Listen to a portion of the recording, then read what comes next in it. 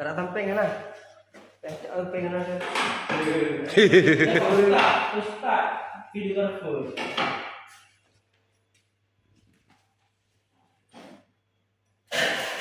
Ustaz nak payah lihat video. Betul lah. Ustaz, aman. Bagi dia dulu. Boleh minat kan, Beb? Lu pancing lawan kau. Okey.